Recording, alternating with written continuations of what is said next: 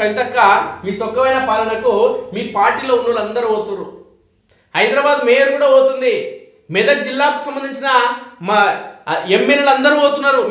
మీ కేల్ కథం. మహబూబ్నగర్ సంబంధించిన ఓడిపోయిన ఒక గజ దొంగ, నార్కల్కు సంబంధించిన ఓడిపోయిన గజ దొంగ కూడా కాంగ్రెస్ పార్టీలకు బీజేపీలకు పోయే అవకాశం ఉంది.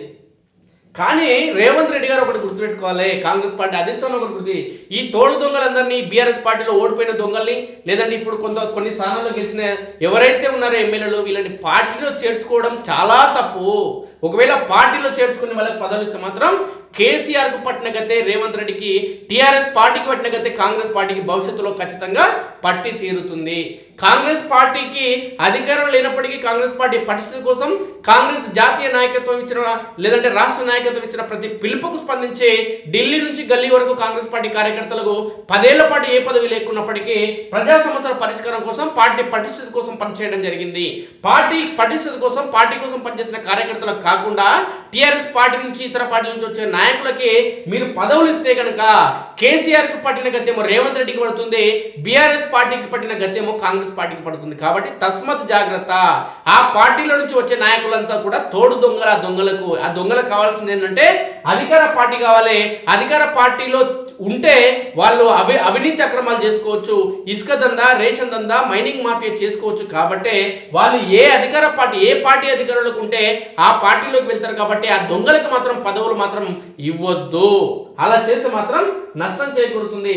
మాజీ మంత్రి, మాజీ ఉప ముఖ్యమంత్రి, మాజీ ఎమ్మెల్యే రాజయ్య కూడా కాంగ్రెస్ పార్టీలో చేరేందుకు సిద్ధం కావడం జరిగింది. నెల 10న ఆయన పార్టీలో చేరే అవకాశం ఉంది. కానీ పార్టీలో చేర్చుకోండి, ఎందుకంటే ప్రతిపక్ష పార్టీల బలహీనతలు అదేవిధంగా బలహీనపరచడం లేదంటే మీ పార్టీ పటిష్టపరచడం, పార్లమెంట్ ఎన్నికలు కాంగ్రెస్ పార్టీకి మెజార్టీ సీట్ల లక్ష్యంగా పనిచేస్తే ఇతర పార్టీలకు సంబంధించిన నాయకులను చేర్చుకోండి.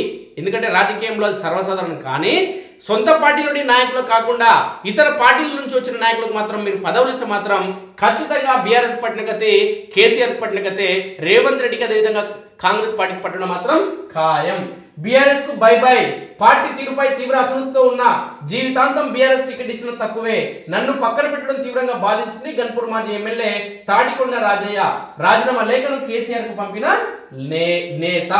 ఈయన పంపిండు కదా, నెక్స్ట్ మెదక్ ఎమ్మెల్యేలు మొత్తం పంపుతారు. అదేవిధంగా హైదరాబాద్ సంబంధించిన ఎమ్మెల్యేలు, అదేవిధంగా హైదరాబాద్ మేయర్ కేఎల్ కథం. టీఆర్ఎస్ దుకాణం మొత్తం బంద్. టీఆర్ఎస్ పార్టీకి సంబంధించిన గుర్తు, కార్ గుర్తు షెడ్డుకు పోయింది. దేనికంటే అది మొత్తం బ్లాస్ట్ అయిపోయింది, ఇంకా అది పనికే రాదు. అది కారు బ్రేక్ మొత్తం ఫెయిల్ అయిపోయింది కాబట్టి అది గుద్దుకున్నది. దాని భాగాలు, విడి భాగాలు షెడ్డులో బాగు చేసినవి బాగు కావు. అదంతే, దాని పని అయిపోయింది. ఇంకా తెలంగాణ ఉద్యమం ఉధృతంగా ఉన్న సమయంలో అధికారంలో ఉన్న కాంగ్రెస్ ను వీడి టీఆర్ఎస్ లో చేరా. ఆ త్యాగానికి బతుకున్నంత కాలం నాకు బీఆర్ఎస్ టికెట్ ఇవ్వాలి, అలాంటిది నన్ను పక్కన పెట్టారు. చాలా రోజులుగా మానసిక సంఘర్షణకు గురవుతున్నా, బీఆర్ఎస్ పై అసంతృప్తితో పార్టీని వీడుతున్నా అని మాజీ ఉప ముఖ్యమంత్రి, స్టేషన్ గన్పూర్ మాజీ ఎమ్మెల్యే తాటికొండ రాజయ్య అన్నారు. హన్మకొండలోని నివాసంలో ఆయన శనివారం మీడియాతో మాట్లాడారు. బీఆర్ఎస్ లో పదవులు ఒక్కొక్కటిగా వచ్చి పోతున్నాయని, అయినప్పటికీ తాను పార్టీకి విధేయుడిగా ఉన్నానని చెప్పారు.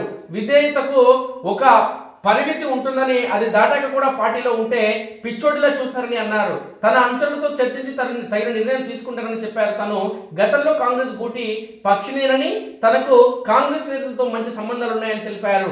బీఆర్ఎస్ ప్రాథమిక సభ్యత్వానికి రాజీనామా చేసిన రాజయ్య ఆ లేఖను పార్టీ అధ్యక్షుడు కేసీఆర్ కు పంపారు.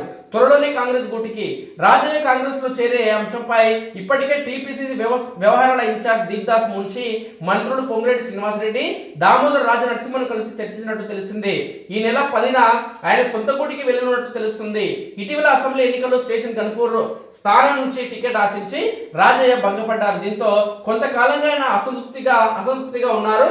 రైతు బంధు లబ్ధిదారుల నుంచి కమిషన్లు వసూలు, జానకిపురం సర్పంచ్ నవ్వే చేసిన లైంగిక వేధింపుల ఆరోపణల నేపథ్యంలో బీఆర్ఎస్ అధినేత కేసీఆర్ రాజయ్యకు టికెట్ నిరాకరించారు. ఆయన స్థానంలో కడియం శ్రీహరికి అవకాశం ఇచ్చారు. రాజయ్యకు రైతు బంధు సమితి రాష్ట్ర అధ్యక్ష పదవిని ఇచ్చారు. పార్టీ అధికారంలోకి రాగానే ఎమ్మెల్సీ లేదా వరంగల్ ఎంపీ టికెట్ ఇస్తామని హామీ ఇచ్చినట్టు తెలుస్తుంది. బీఆర్ఎస్ అధికారంలోకి రాకపోవడంతో రాజయ్య ఏ పదవి లేకుండా ఉండిపోయారు. కడియం ఎమ్మెల్యేగా గెలిచిన నాటి నుంచి పార్టీ కార్యక్రమాలకు రాజయ్య దూరంగా ఉంటున్నారు. ఇదే క్రమంలో రాజయ్య వర్గానికి చెందిన కొందరు నేతలు కాంగ్రెస్ లో చేరారు. అయితే కాంగ్రెస్ లోకి వెళ్లేందుకు నిశ్చయించుకునే ఆయన వర్గాన్ని ముందుగా పార్టీలోకి పంపారనే ప్రచారం జరుగుతుంది. 13 ఏళ్ల అనుబంధంతో తెగదెంపులు. ఒకప్పటి బీఆర్ఎస్ ప్రస్తుత ఒకప్పటి టీఆర్ఎస్ ప్రస్తుత బీఆర్ఎస్ తో ఉన్న 13 ఏళ్ల అనుబంధానికి తాడికొండ రాజయ్య తెగదెంపులు చేసుకున్నారు. 2009లో స్టేషన్ కన్పూర్ నుంచి కాంగ్రెస్ ఎమ్మెల్యేగా గెలిచారు. తెలంగాణ ఉద్యమం ఉధృతంగా జరుగుతున్న సమయంలో 2011లో కాంగ్రెస్ ను వీడి అప్పటి టీఆర్ఎస్ లో చేరారు. అదే సమయంలో ఎమ్మెల్యే పదవికి రాజీనామా చేయగా 2012లో జరిగిన ఉప ఎన్నికల్లో తిరిగి ఎమ్మెల్యేగా గెలిచారు. 2014 సార్వత్రిక ఎన్నికల్లో ఎమ్మెల్యేగా గెలిచి రాష్ట్ర ఉప ముఖ్యమంత్రిగా వైద్య శాఖ మంత్రిగా బాధ్యతలు చేపట్టిన తర్వాత జరిగిన పరిణామాల నేపథ్యంలో ఆ రెండు పదవులను పోగొట్టుకున్నారు. అనంతరం 2018 ఎన్నికల్లో ఆయన ఎమ్మెల్యే గెలవడం జరిగింది. కానీ 2023 ఎన్నికల్లో ఆయనకు టికెట్ ఇవ్వలేదు.